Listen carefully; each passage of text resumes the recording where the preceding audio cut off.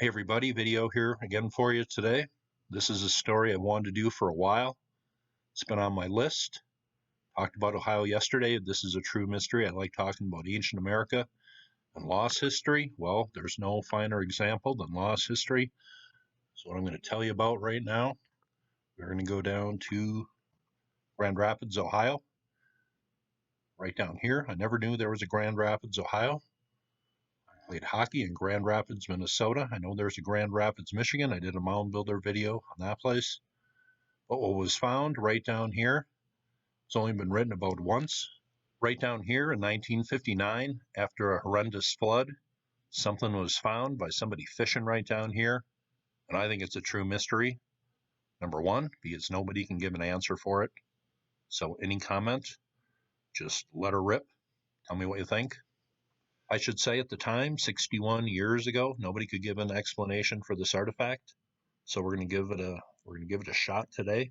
A museum actually examined this here, and I'll show it in a second. But this comes from an issue from 1999 of Ohio Archaeologist. And if it wasn't for this story would have been lost forever. There was one brief article in the Lima paper, and then this story disappeared till 1999, about 40 years later. It says a stone human head washed up on the banks of the Maumee River near Grand Rapids after a terrific flood in 1959. The human head was found by the Harry Grigsby family of Lima, Ohio. The head was found on the bank of the Maumee River while fishing. I corresponded with Grigsby in 1959 while I was stationed in Germany. My initial inquiry concerned a photo of the head, which appeared in the Lima Citizen. Grigsby stated that even after the head was pictured in the newspaper, and after showing the item to several experts, including the Allen County Museum, no one seemed to have an opinion as to whether the head was part of a statue, an old Indian relic, or what it was. Now here is what washed up in the Maumee River after a flood in 1959.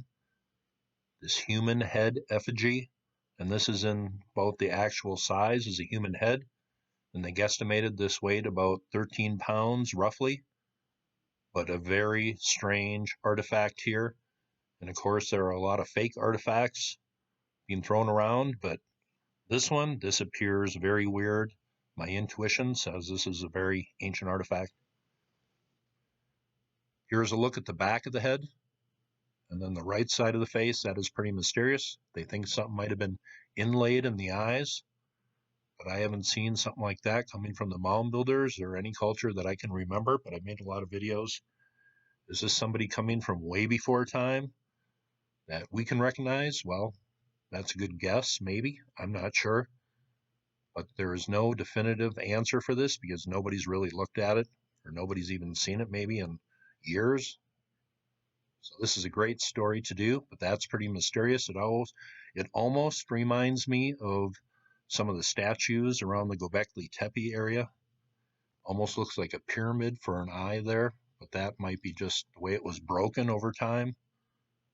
But nobody put out an answer for this in 1959, so we get a shot at it today. When this was looked at 61 years ago, they came to the assumption that this was somebody immortalized in death, or that's what this represented. But pretty mysterious here. I don't think I've ever seen anything like that, especially coming from ancient America. But found this is Grand Rapids, a little tiny town about 22 miles southwest of Toledo. But that is a pretty cool carving here. What is represented on here, open mouth, looks like it's done pretty well. But these photos appeared in the Lima Citizen on August 14th, 1959. The gentleman who wrote this for Ohio Archaeologist about 21 years ago corresponded with the guy who found it, Mr. Grigsby, and he wrote a letter dated September 27th, 1959. And this is a statement he made. He said, "We found it on the banks of the Maumee River near the little village of Grand Rapids. I believe that it has lain in the river bottom all these years. And it was washed up during a terrific flood that raged down the Maumee River this winter. The ice flows were, in some places, 12 feet high, and it did much damage there." So that's what he wrote in September of 1959 to the author of this article here. It says, inspecting the head further, the nose was partially broken, one eye had an eyelid over it, but the other eye did not. After my initial examination of the head, I concluded that it was of Aboriginal manufacture. But why was it made? How old is it? Does it represent a dead man having been crafted by some sort of tribal death cult? And talks about the stone being used, and he couldn't really identify it, but it says anhydrite, which had been partially replaced with gypsum. It has a hardness of about 3 on the Mohs scale, so this would be in line for anhydrite.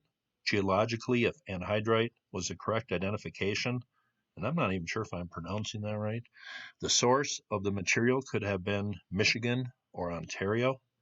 So that is what they assume that this head was made out of, but it's missing, hasn't been seen in decades.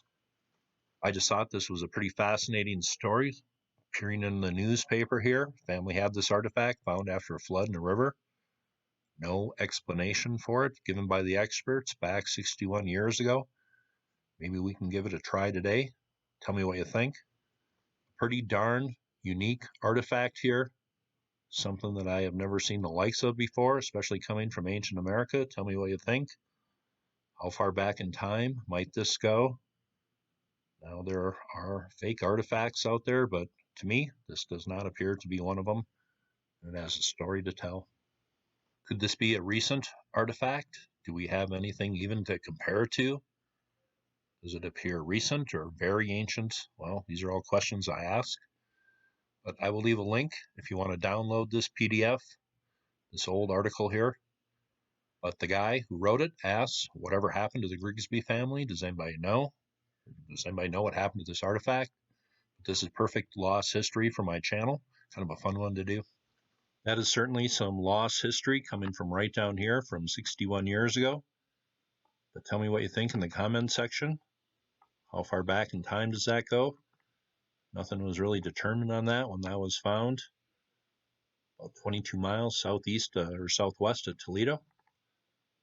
Lost history at its finest right there. That's why you sub this channel.